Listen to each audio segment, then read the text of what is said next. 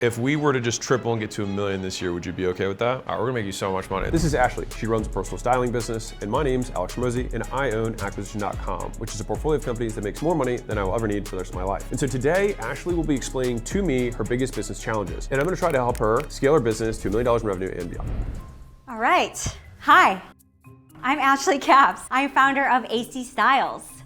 So we are a professional wardrobe and personal styling service that helps transform our clients' confidence and saves them time. So revenue, we make about $309,000 annually, $130,000 in profit. That gives us about 42% in net margins. So we've been in business for about 4 years, and so far we've served over 1,000 clients. 1,000 clients? Yeah.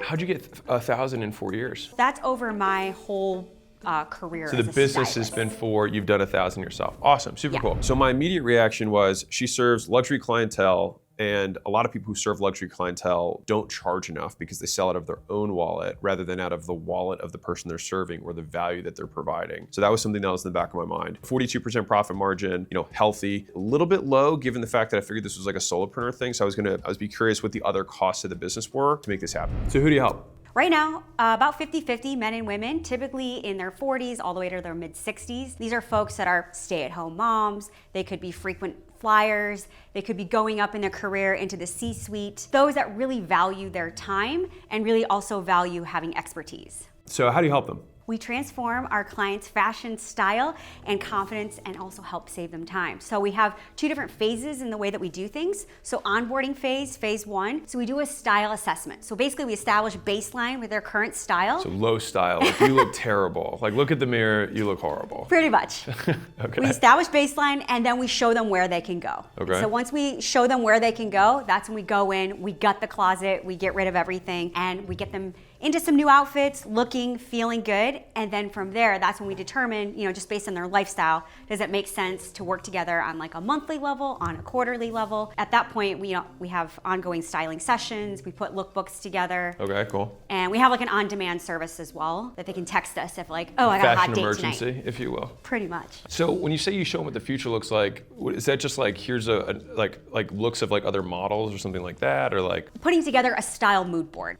And Okay. then we also, prior to that, we say, hey, just based on your complexion, here's the colors that are gonna complement you. Cool. And then based on your dimensions of your figure, here's like the silhouettes that are gonna work best for you. Oh, cool. And then a Nice. big component of it is lifestyle. Like what are they doing on a day-to-day life? And making sure that whatever they buy fits the life that they're living today and not just like, oh, that looks really cool on a mannequin. Got it. Initial reaction seeing phase 1 and phase 2 that Ashley had put together was good. Every quality business has recurring or reoccurring revenue. Recurring means some sort of membership or subscription. Reoccurring is like Coca-Cola. You buy some Coca-Cola this month and next month, even though you're not on a subscription. And so the quality of a service or product is dictated by the percentage of customers that want to buy it again and again and again. The idea is that you want to acquire a customer once and have them pay you for the rest of their lives. So how do you make money? Important question. So, onboarding package that I mentioned, $8,500. That's over the course of 60 days. Then it goes into either monthly at $2K a month or quarterly at $4,500 a quarter. And then right now we also make about 10% of our revenue from commission from close. So we get about Okay. 10% margins from the vendors that we work with. Okay. And right now, we just actually focused on having just this luxury tier. In the past, we had 2 different tiers and we focused more on one time. And you realize you make more money on the luxury tier, so you do more of that. Yeah. Love it. All right, so that's what you sell, that's how you make money. Where do you find them? So right now we're doing AdWords. We're spending about $300 a month with Google, and then we're also spending about $300 a month with Thumbtack. We have affiliates with other luxury-like services, so like matchmakers and things like that. We host events, and then also, of course, client referrals. Do you know what percentage of customers come from each of those? Roughly. If you don't, no worries. 4 are coming from affiliates. Okay. I think about a third is coming from the other 2.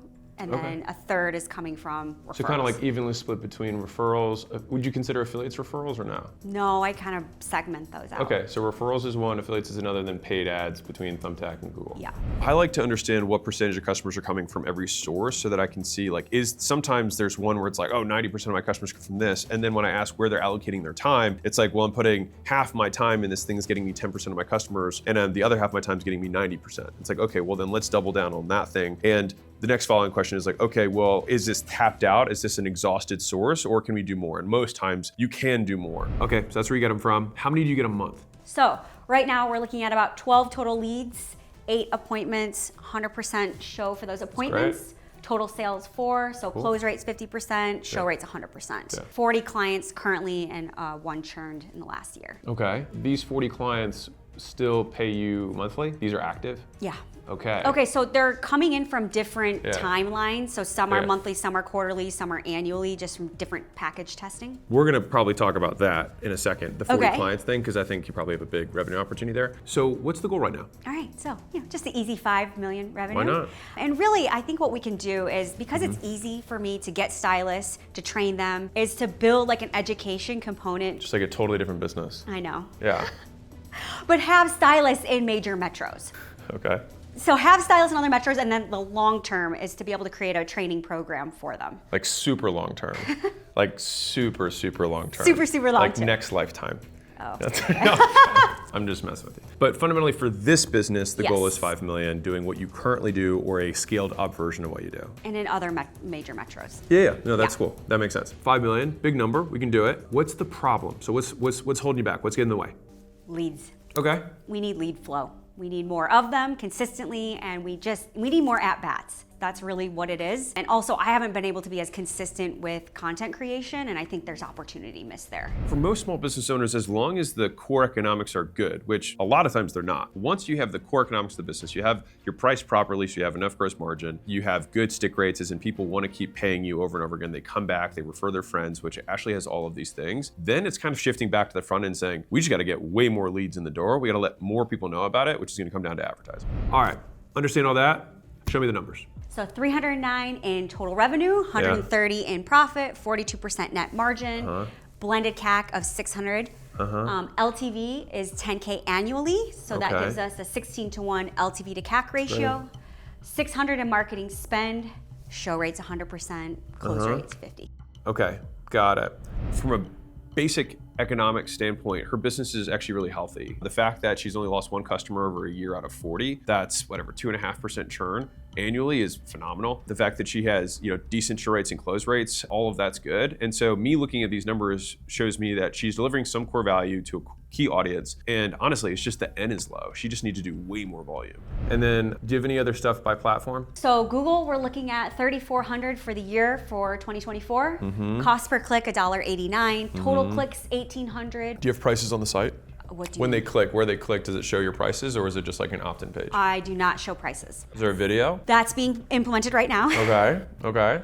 But I think that that's the big problem. Is it's just like, hey. And you don't give them anything, right? There's no reason for them to opt in. All right, we're gonna make you so much money. It's a lot of fun. So when I saw 1,800 clicks and 8 sales, it was clearly a conversion issue. And so she's leaking a huge amount of prospects who aren't immediately ready to buy, because that's all she has available is like click here, schedule a call, and basically buy. And there's no incentive. And so I'm very interested to see what we can do to solve that conversion issue, because it could be a massive unlock for the business. So despite basically no incentive for someone to actually book a call, you're still making 8 sales. And so I think that what's happening right now is that the show up rate and the close rates you have, you're just basically skimming the absolute people who are in such dire pain. And you don't know them because they're coming from ads, right? Right. Right. If you're in that situation, then this may sound exciting for you, but you could probably 5 to 10x the sales of the business just by fixing this. We could do nothing else and you could just do that. So we'll get into that in a second, but okay. The good news is that even with the massive amount of inefficiency that's there, your LTV to CAC is still really strong. It's really good, and I think we're just leaking a lot in this process. Okay, show me the Thumbtack one. Okay. Also, people that are in pain right now because they know that they're searching for it. Yeah. So 6K total spend. So we got leads here. Okay. 58 leads, $38 a lead. Total sales 8. CAC $750. Same LTV. Okay. Thing is, Thumbtack is 90 to 95% unqualified in terms of purchasing power. So it's good because it was a way for us to rank higher for SEO through this page. Through your Thumbtack page that you then pay extra to promote. Yeah. On Thumbtack. Okay, cool. I mean, 38 bucks at least not bad, given the price point that you have. But the issue is that they are unqualified. So do you have a minimum income requirement? I would say for this new model, $1 million. A year in income? Yeah. Okay, so yeah, so this is definitely a top 1%, Because 0.1%. 8,500 plus, it's about 25K all in for the service. The thing is they have to have money for the close as well. Yeah. So you're looking at about a 40, 50K, let's just even say 25K year spend in close.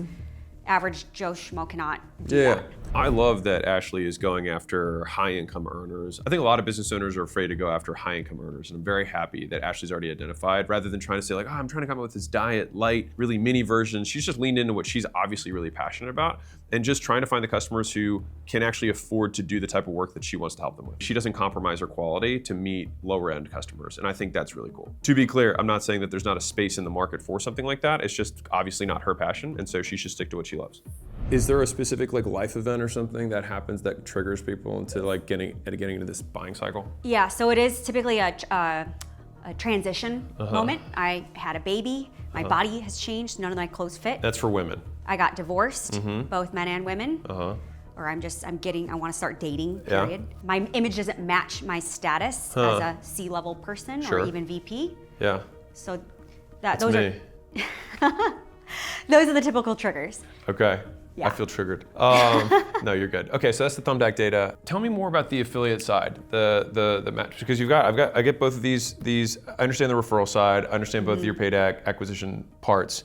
I think the continuity is lacking. We can work on that. I think there's inefficiency in the ad funnel. We'll talk about that. I think affiliates is kind of the last piece before we dive into like figuring out what we're gonna do. So for those of you who don't know who an affiliate is, come closer. I've got a book, $100 million leads, and inside I'll read you the definition. So affiliates are independent businesses that tell their audience to buy your stuff.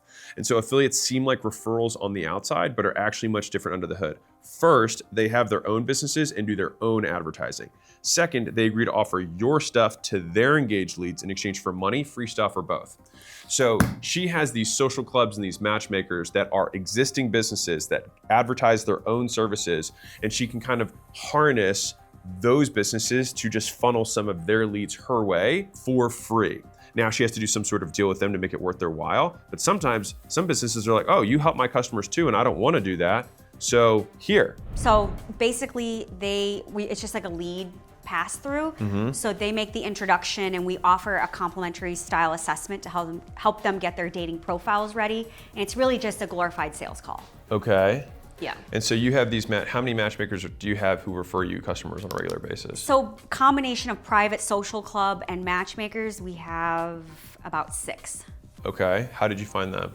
Googling them and reaching out. But you reached out and them. did it that way? And what percentage did they send you? So as of this year, it's about 1/3. Ooh. Interesting.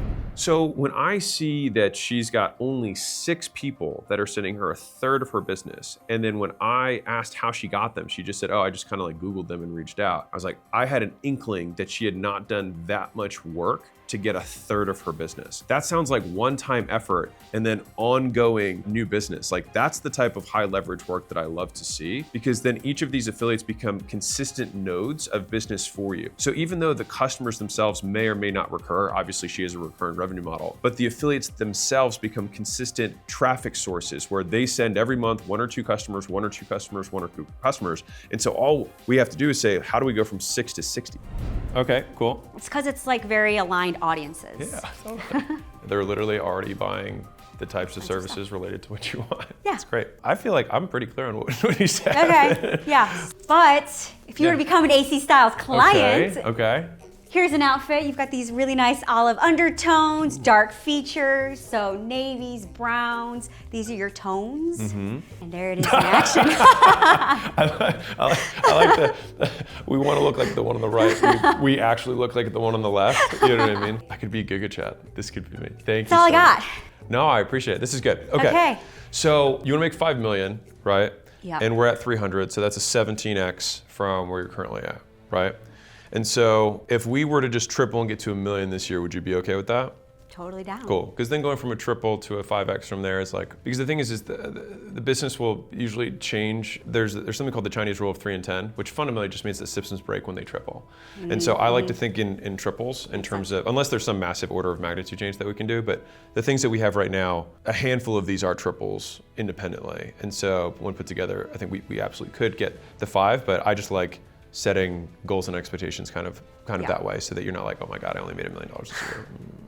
Poor me. So Ashley's about to come over to this side of the table and I'm gonna walk through a bunch of solutions I think can help her grow her business. But before I do that, comment below and would love to see how you guys think and how it compares to what we ultimately end up doing.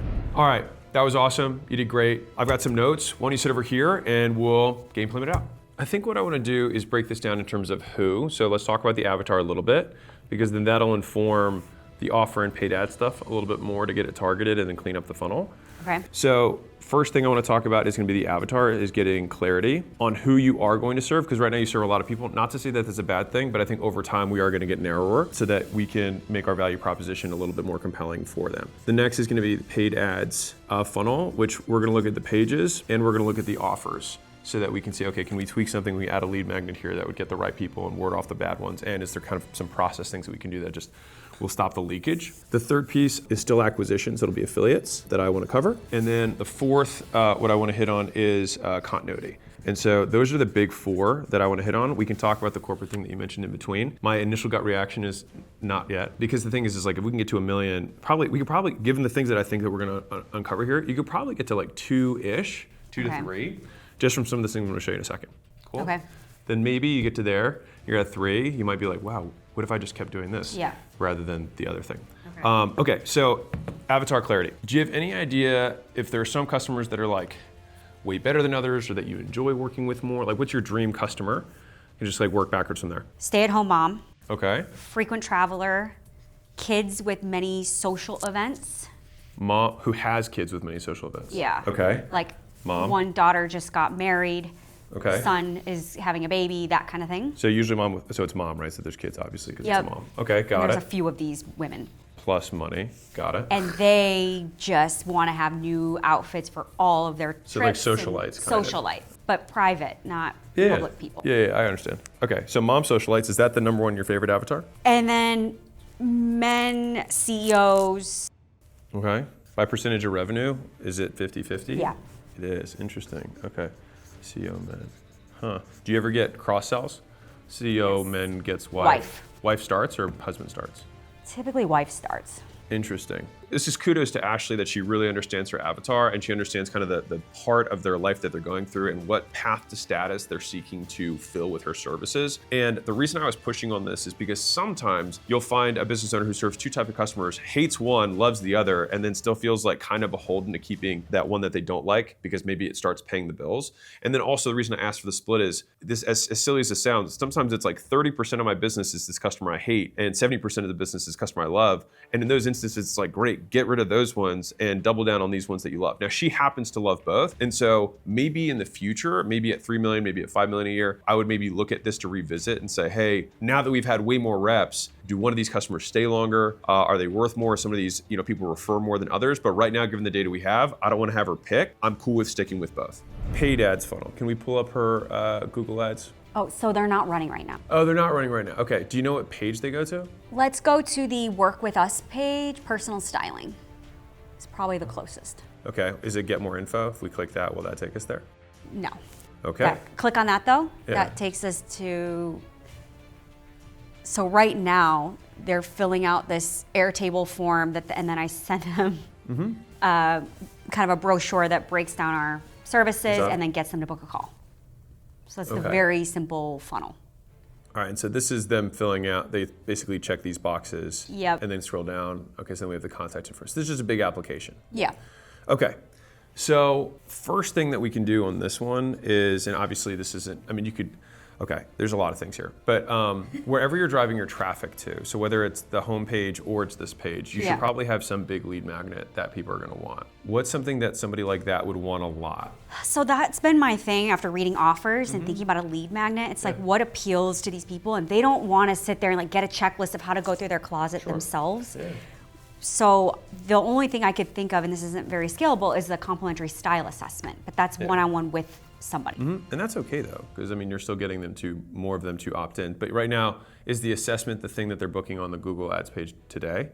It's just a call. Okay, so It's not being positioned as that. So right. for like the 1.0 version is style assessment is what you can basically promise them on the landing page. But I was thinking more something like really tactical, like the perfect outfit for you, like one perfect outfit, or something to match their skin tone, like your ideal colors. Like that would be a cool one, because like that doesn't, you don't have to like put a whole thing together. It's just like, oh, this skin tone, you know, there's like 10 tones, and you just pick the one that's appropriate for them. Yeah. Okay. So we were gonna do that next, and also something else. We were gonna do the one perfect outfit, but it's so nuanced. But then we were thinking, okay, what if we just share with them, hey, here's how, like, what are some of the steps that they do to prepare to, if they were to work with us, how are they invested? So we were thinking, like, taking their measurements, having them do some of these steps, like creating a mood board themselves. So we want them, so for a lead magnet to be really valuable, we want it to be risk-free, easy, and fast. And so those things require effort.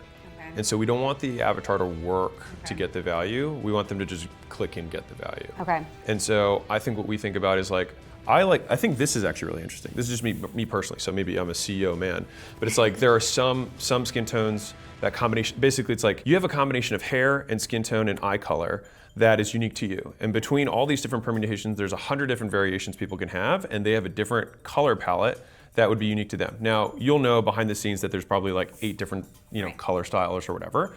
And so I think either doing color, because that feels like the easiest, 1 degree more nuanced than that would be a specific style, being like, streetwear, hip hop, like whatever, you know what I'm saying? Like, you know that better than me. Professional, casual. Yeah, exactly. And so I think that this is like, you could do this tomorrow, you don't have to change anything just by repositioning a lead magnet. So the reason that I'm hitting so hard on lead magnets, and I have a whole chapter about this inside the leads book, is lead magnets, how to engage your leads, is that she has this huge leak in her funnel, right? 1,800 clicks and only 8 sales. So it's like, we can solve this with the right lead magnet. Now, most people give terrible lead magnets. So a lot of people give no lead magnets. The few that do give lead magnets often give terrible lead magnets. And so we want to have an exceptional lead magnet, which typically means we have to work more on the front end so that our prospect has to work less. And so it's kind of like pre-digesting the food so that they can just immediately get the value. Think about you as a baby bird, just kind of feeding your prospects the value. And as a little pro tip for you, if you have the choice between 2 lead magnets, one thing that's more valuable but takes longer, and the other is less valuable but immediate, this is the one that customers will rather have, especially as a lead magnet, which then can lead to a service that looks more like this. I would experiment with the different headlines there, and then we need to measure the conversion rate of the page. I know that you've turned them down. Can you pull up her numbers? The interesting thing here is like 1,800 clicks. I think we could be able to get somewhere in the neighborhood of like, if we're doing this right, like 500 leads from that amount of spend. Oh. And literally we just need to nail this. Because on a Google ad, high intent search like this, you should be able to get like 30% of people to opt in. So from a benchmark perspective. To this. To something that is right for this audience. The only reason we were able to identify this hole and huge opportunity in Ashley's business is because she actually had her data. And so it is amazing to me the amount of business owners who have no data on their business and they're like, man, I don't know what to do. Well, once you get the data can often tell you where your opportunities are. And so here there was a clear leak. Now, she might not know the benchmarks for this, but having been in the industry of business, typically an opt-in page for some sort of lead magnet with qualified traffic can get somewhere between 20 and 50, sometimes 60% of people to opt in for it if it's very clearly defined and there's a good match between the traffic that's coming in. And so for her, me saying, I think 30% is a good benchmark is kind of where that came from. So if someone's looking for personal stylist near me or personal stylist LA, then it's like, what is the first piece? And like, I always think about like our offer is, you've got all these steps that someone has to take. Can I peel off the first one, even though it's something that I normally charge for? What's my actual cost? It's gonna be time. Can I template some of these things out so that I can still provide a lot of value but not have it take too much of my personal time? And the cool thing with these, like kind of like more costly or unscalable lead magnets, is that you only have to give it to people who are qualified. So you are not obligated to, like, you can choose to do this only if someone meets these qualifications, and you just say that on the landing page. Okay. So it's like, hey, if you're a mom with kids and a socialite, or you're a CEO guy and you're not getting what you want, then like schedule one of our style assessments where we'll go through personally your skin tone, your hair color, your eye color, and find the things that will immediately make you look better just within your existing closet. Because that's like, again, they don't have to do anything. and they'll immediately look better. That's like immediate value, not a lot of work. Okay. So I'd be like, okay, that's what we're gonna offer. So now I can get more people to apply. Now they're gonna fill out their stuff, and again, if they're not qualified, then it's like, well, you didn't read the headline, so don't worry about it. And then for them, I would probably just send them some free things so they feel, you still gave them something. But that would be the thing that I would do to improve the funnel right off the bat without really even seeing the funnel. Is clear headline around what they're going to get. Subheadline is either an image of like, almost like a before and after of style, or some sort of image that shows, white skin, brown hair, don't do this. Okay. And then they're like, oh shoot, I do that. And so just like a simple thing that they're like, shoot, I do that. And then they're like, oh my God, I need help. And so all we're doing is increasing deprivation so that they take the next action. Okay. So that would be the lead magnet component that I would do for these paid ads. Now, I think that you have the scheduler, so they apply it, then they schedule. I know you're gonna put the video together. Yeah. There's the video before the call that gets them to book. And then I would probably consider sending them a second video between booking and showing. Okay. And then that does a little bit of the pre-sale for you.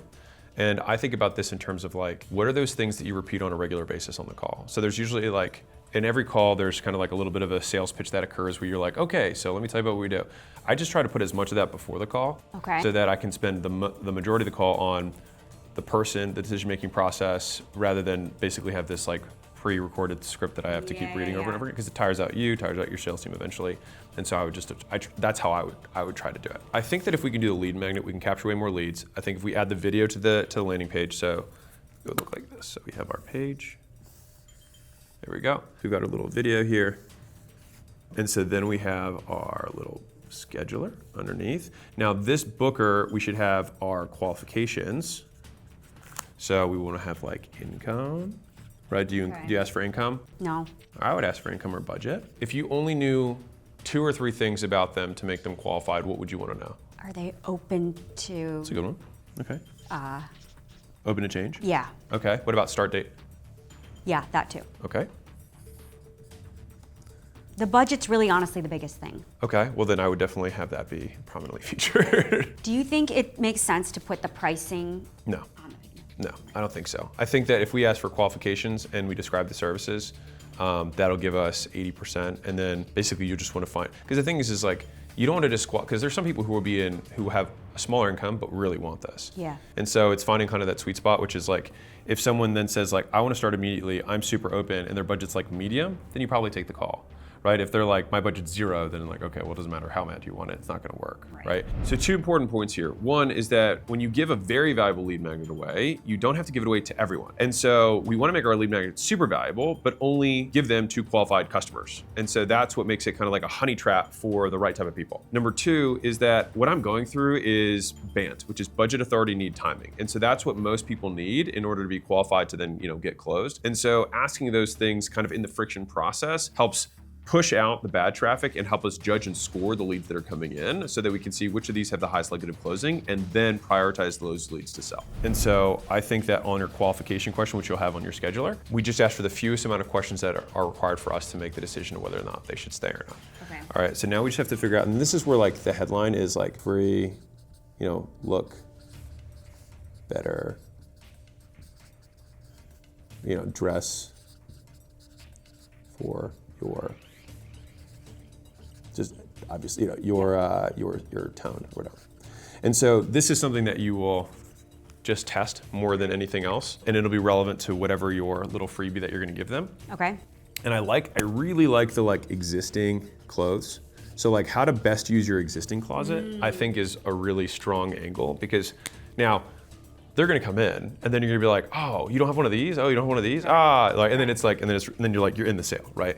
So this is probably what I would do for the lander. And I think that if we did that, that'll give us more throughput, that'll give us more leads. In terms of follow-up, you currently don't really have follow-up. Other than like manual, hey, checking in kind of thing.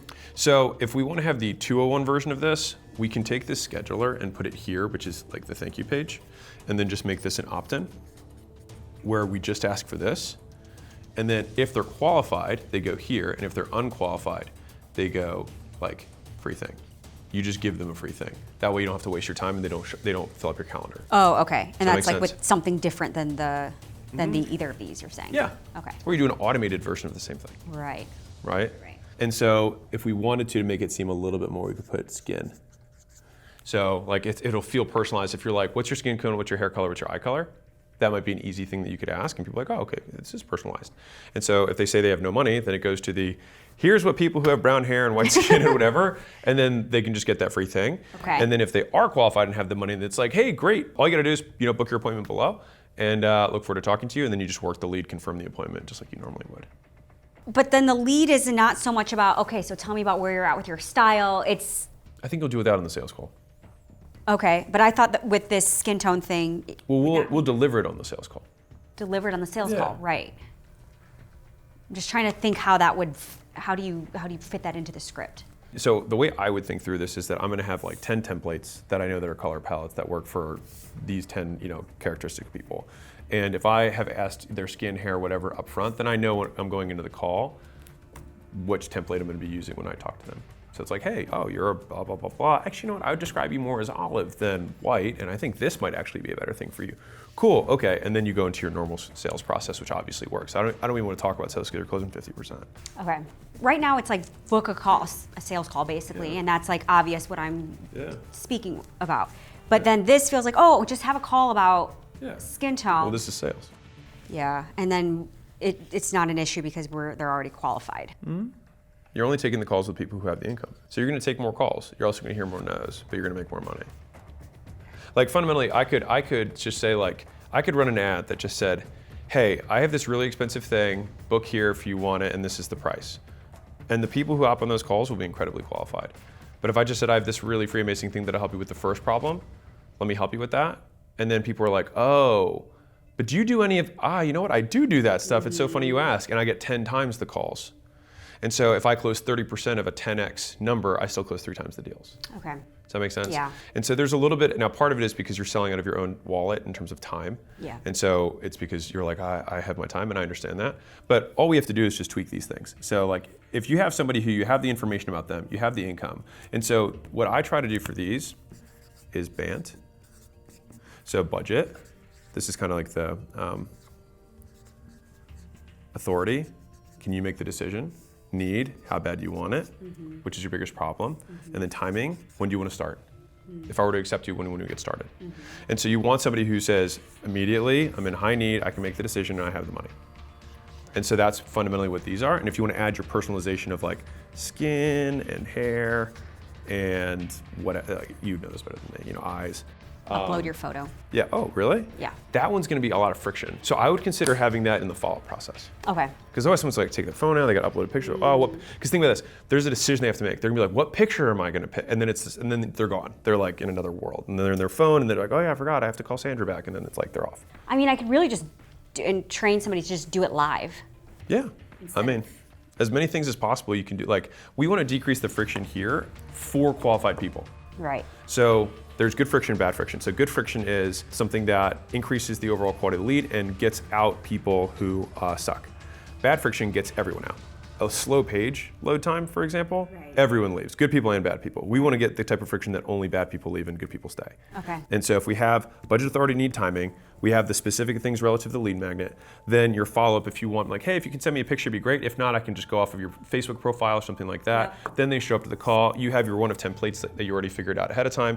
Yep. That then sets up the sale, which is for you, it's like, oh, you don't have this, this, this, and this. All we're doing is expanding the gap of like, you're here, you want to be here. Oh, you're missing all this stuff. Oh, you know what? It's so funny. I think you'd be a perfect fit for what we have. Can I tell you about it?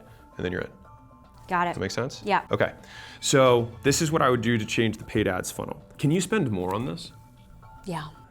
Well, I'm like, dude, if I had a machine in front of me where and this is without you doing any of this. Yeah. That's the crazy thing. That's without you doing any of this. Right. So if I said, okay, instead of paying $3,400 a year, what if we paid like $3,400 a month? Yeah. Well, that would 12x your business. So that'd be chill. Right. Yeah. I mean, it beats the S&P 500 where you put $1 in and get $23 back within the next week. It's not bad. Right. A lot of business owners are scared to spend more money on marketing because they don't have the data to show what the return is. If you have a machine in front of you where you put $1 in and it spits out $16 back in 30 days, why would you have any kind of limit on that budget? You'd put as many dollars in that machine as you possibly could, right? Of course. And so she has one of these machines, and probably just in preparation for this show, she got the LTV to CAC ready so she could see what a discrepancy there was. And if you don't know what LTV to CAC is, it's the lifetime value of the customer relative to the cost of acquiring them. So basically, how much money does it cost me to get a customer, and then how much money money do I get from that customer once I got them? The cheaper it is to get a customer, and then the more money they give you, the greater the discrepancy between those two numbers, the more money potential there is in the business. And so this is fundamentally the economic arbitrage that exists at the core of every business that then fuels all the growth of everything. And here's the craziest part. Ashley is getting $23 back for every $1 she puts into her machine. And she's only spending $3,400 per year in this machine. But that $3,400 times 23 is generating $78,000 in income within a year. Like, imagine investing in the S&P 500 and putting $3,400 in at the end of the year at $78,000. You'd be like, holy cow, this is the most amazing investment of my life. Her business has that inside of it. And she's like, hey, I don't want to put too much in. I'm pulling her chain. But a lot of businesses have these huge treasure troves that are just sitting there and not being leveraged. I'm gonna put an order of actions here. So I'm gonna tear this off because we're gonna save it. And at the end, we're gonna order everything, okay?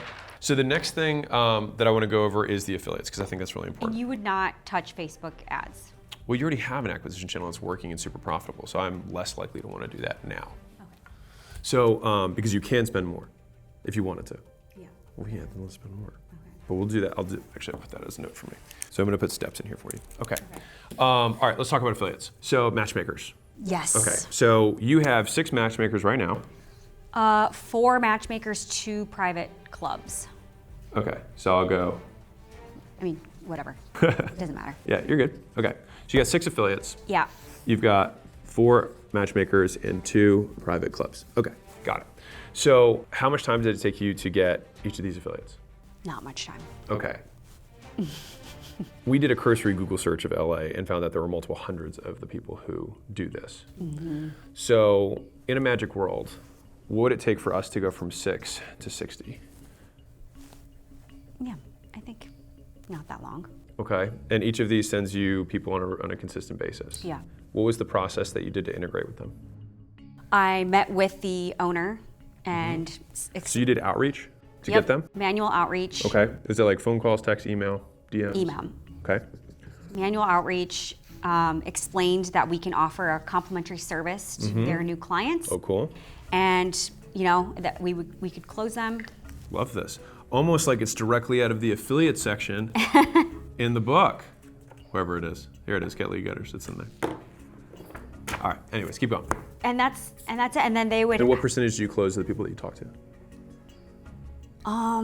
That's been the hard part, is like getting them. Okay, do you know how many outreach attempts you did to get to the 6? Probably about 40.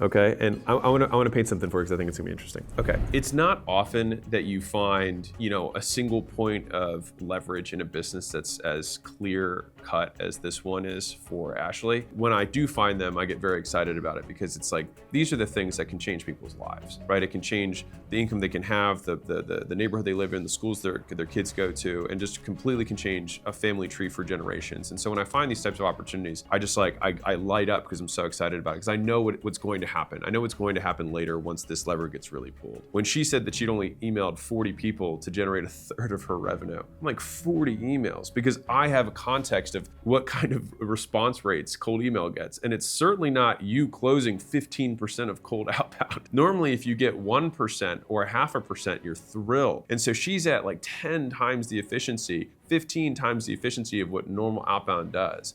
And so as soon as I saw that, I was like, this is it. So you sent 40 emails and you were able to close 6, right? Yeah. Okay. Now, how much money do those 6, so it's a third of your revenue, right? So it's $100,000 a year roughly. Mm-hmm. Okay, so think about this. So every one of these emails made you $2,500. Yeah. That feels like pretty good return. Yeah. For sending emails, probably copy and paste. Right. Do more of them. What? I have a wild idea. What if we sent 400 emails?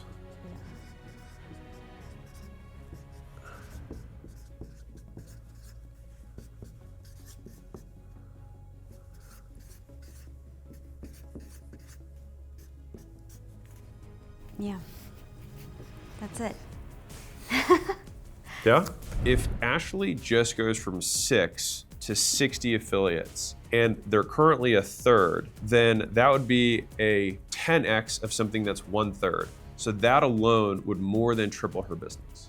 And here's the crazy part. What's the cost of sending 400 emails? It's even less than the paid ads. So her LTV to CAC on this particular channel is even better than her paid ads channel, which is already insane. I don't even want to mess with the affiliate process that you have right now. Yeah.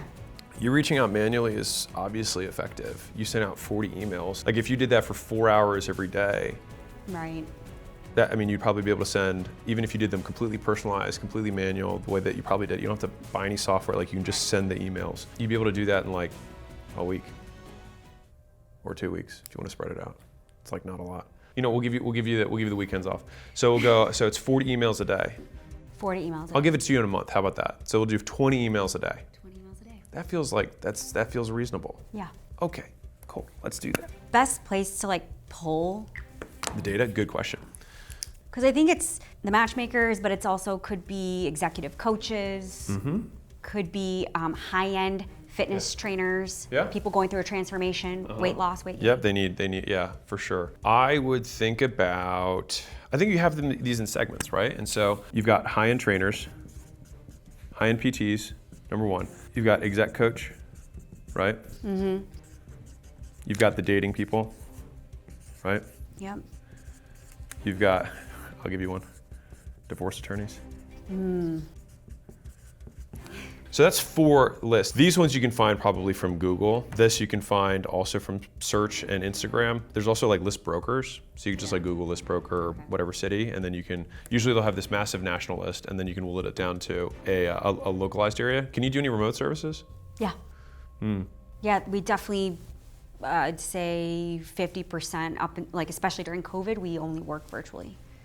But I prefer. You prefer in person? That's fine. That's cool. I like doing this stuff in person because there's so much more richness to the interaction. I can see someone's I can see minor expression changes, and I can gauge how my recommendations, like, are they confused by what I said, or like are they? I can sense if they're like they don't want to push back because they're like they don't want to insult me or something like that. But I can see if they don't really believe it. It's like, okay, I need to dive in here more and make sure that like I can break any belief that's here, or maybe explain something a little bit differently. I don't think I get as much of that online or in like a Zoom setting. And honestly, I love business. And I think that when I have like kind of the talking head videos, which there's plenty of on this channel, I am a little bit more intense in those settings because when I talk to a camera and there's no one else there, I'm basically talking to myself. And I talk to myself a little bit more rough than I would talk to somebody else.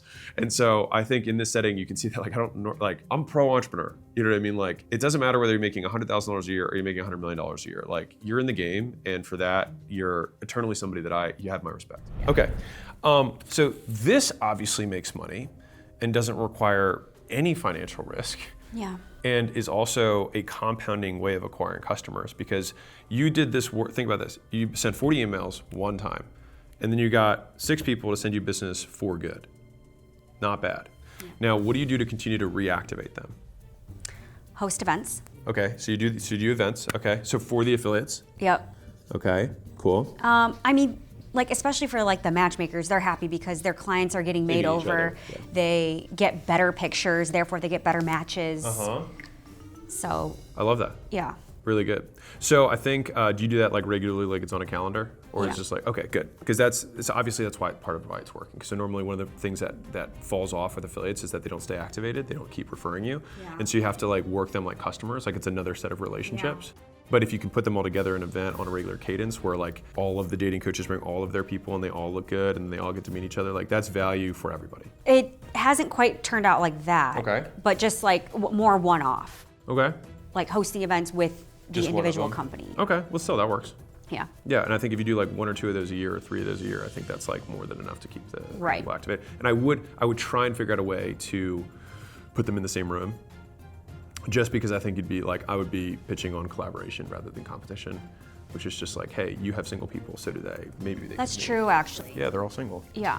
They're all single and obviously looking to mingle and trying to look to their best life. Like, it would also be desperation city. But anyways, so that's the affiliate piece. Okay, I feel really good about this. Yeah. Okay, and so in terms of lists, I would go list brokers, and List then I would brokers, sort, and okay. then I would sort social media and Google first. That'd be like my first thing, and then I would look at list brokers once I ran out of those. Okay.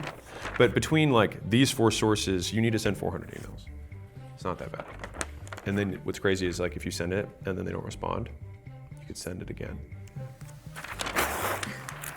Okay, next one's continuity. So let's talk about that. Okay, so this is about increasing LTV, right? So you already have pretty good LTV, but I have this feeling like there's something that we can do better. Okay, so right now, LTV is $10,000, right? Yeah. Okay, so walk me through, so if someone comes in, so I come in, I'm CEO, $8,500, I pay you for my whole lookbook, et cetera. Transformation, yep. Okay, and so, but the delivery of that transformation is like a lookbook primarily, and then like, No. walk me through it a little more. No, so this assessment, figuring out where we're gonna go with your style, your look, then going through your current closet, Okay, getting rid of all the old stuff. so you actually go to their house? Yes. Okay, Get rid of all the old stuff. Okay. Reorganize the closet so that it works for their life. okay, so closet tear down. Yep, and then we document. We do an inventory of everything in their closet, so that way when they text us or they say, hey, I'm going to Turks and Caicos, hey, great, pull this, pull this, pull this, and we can give it to their housekeeper or whatever. Here's your packing list. Okay. Then we get new outfits, new clothes.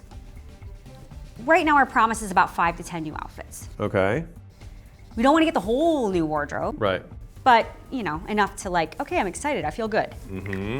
And then that's when we make the determination, okay, does this make sense given your lifestyle, you travel all the time, on a monthly level or a quarterly level? Yeah, in terms of the continuity, Yeah. you mean? Well, do you have churn on the continuity? Do a lot of people, so people stay and they keep paying?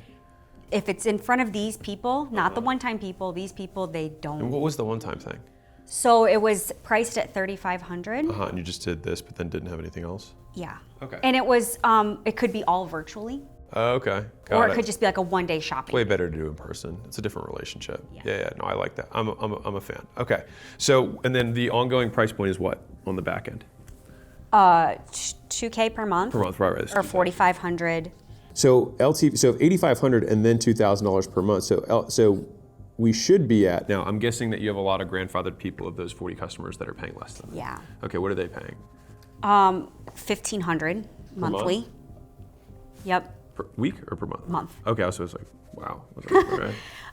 And then some are on like $1,500 quarterly. Okay, got it. I'm guessing the majority of them are $1,500 quarterly. Yeah. Okay, got it. Because then it's $500 a month. Because this just all transitioned in September. Got so it. we only have like 2 people currently on the new system.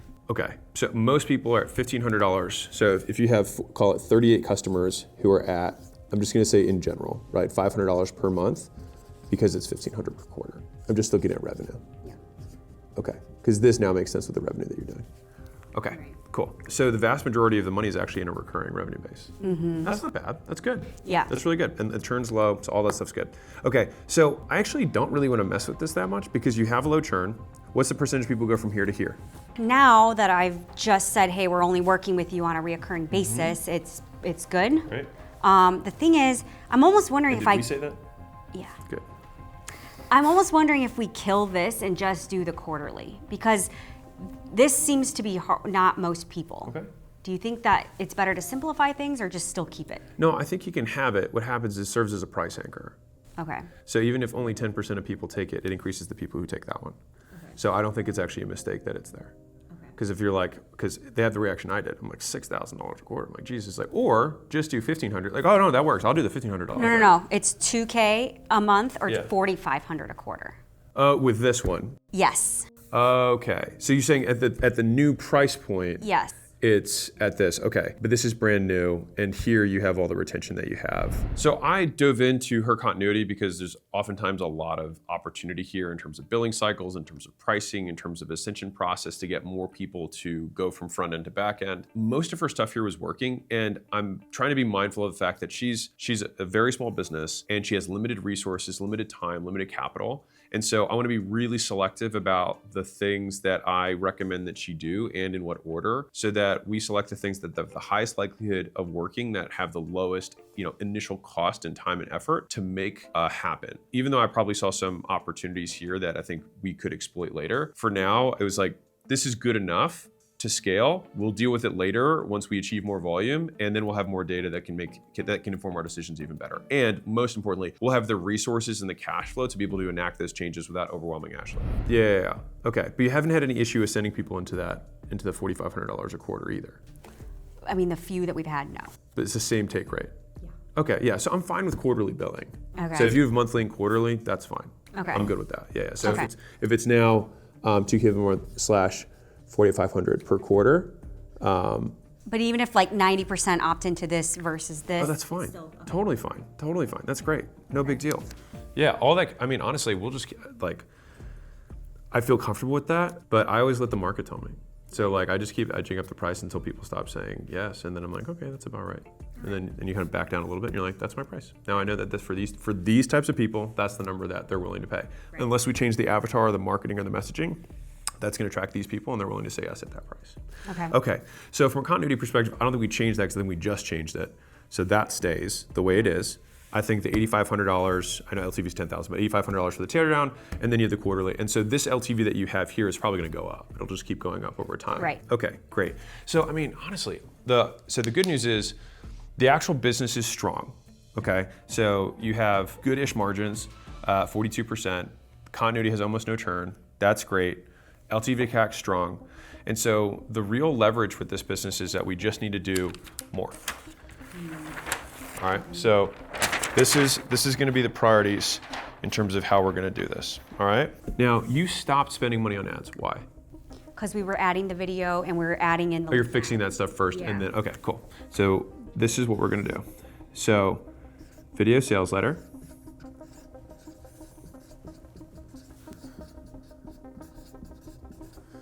Plus lead magnet.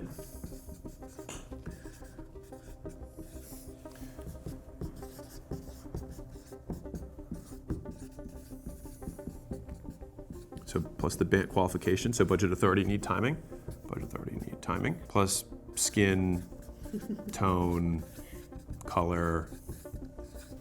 Analysis. Personalization, yeah. Okay, cool. So that's number one. So once we fix that, that's a conversion mechanism. So then what I want you to do is increase your ad spend. And so currently you're spending $300 a month? Yeah. So why don't we just go to 600? How much, actually, let me ask a question. How many can you handle? Like how many more leads could you handle than you currently are? More. Like how many more? Like that convert into new clients?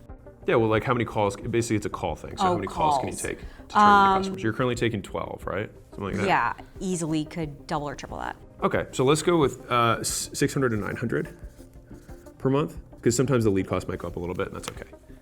Just like, so basically you might get a little bit less efficient, but that's fine, because you have really strong LTV to CAC, so it's not a big deal. All right, number 3 is we need to send the 20 emails per day to affiliates, plus 1 event per quarter to keep them activated, plus 4 affiliate types that we went over. All right. So this is a big 3. So the reason that I put it in this order is that she was already working on the video sales letter. And so it didn't need, like, I wasn't really going to change anything she was already doing. So it's basically like, go put this in place and just add the lead magnet in, which is really just like, you know, you put a PDF together, it's an afternoon, and you change the headline on page. So it's not a huge lift there. Increasing the ad spend is literally clicking a button. So the first 2 things required basically no effort, maybe a half day of work, maybe 1 day total, that could in of themselves double, triple the business. Then I was like, okay, the next big lever, which is the affiliate play, is to then let's 10x the affiliates that we have using the tried and true channel you already are doing and just do way more of it. But that requires work and focus and effort. She has to Google the people, she has to find them, then she has to reach out, and she has to personalize those responses. And so that's gonna take more time. And so I wanted to just knock out quick wins that she could just do with a click of a button in a day before getting to the kind of like the more meaty things that might take a few weeks. And then I don't wanna mess with the continuity. So those are the, like, so if we're looking at like how much could this do? It's like, okay, here we have a 2 to 3x here. Actually, I'm gonna do this because Michael will ask me to do this. So we've got a 2 to 3x here that we have from this guy. Yeah. I think this, if I knew what the conversion rate was on your page, so if you sold, can you go back to the, yeah, okay, so here. So we got 8 sales this year, so it's like a little bit less than 1 a month, right? So I just wish I knew how many leads were coming from Google. I just really wish I knew that number. And those 8 sales, were those just like phone calls and closes, so 16 calls created 8 sales kind of thing? Yeah. Okay. So. And they weren't from the ads, they were from search. Got it. But then they clicked on your ad? Because you got total I don't clicks. even know if they clicked on the ad. Okay, so we're also gonna do this before we put in the ad spend. So 1.5, so this is 1.5. We need to get attribution tracking. Okay. Because we have to know, like the first step of running ads is know what happens.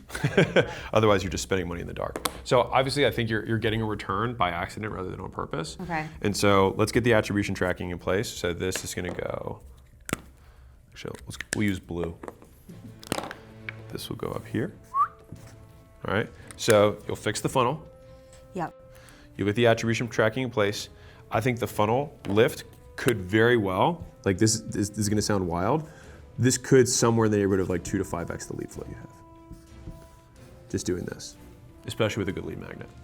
Okay. Now, the next piece is that each of your affiliates were a third of your revenue. And if we were to 10x that, then we would 10x 1/3, which would be a triple. If we did this. And so the result of call it a 2x, a 2x, and a 3x would be a 12x, which would take us from 300K per year to 3.6 million. Great. Well on our way. Excited? Yes. Boom. Thank you. No, you bet. You're gonna crush it. So Ashley was amazing. I'm super stoked to see how this pans out for her in the next 6 to 12 months and see how her numbers go. I'm very bullish on it. I think she's great. If you like this type of content of actually diving into real business owners, real stories, I personally loved making this. I prefer making this type of content. But if you guys like this style, please let me know. I'll probably end up just making more anyways because I really like it. But either way, let me know and then it'll make me feel better about making more of it for you.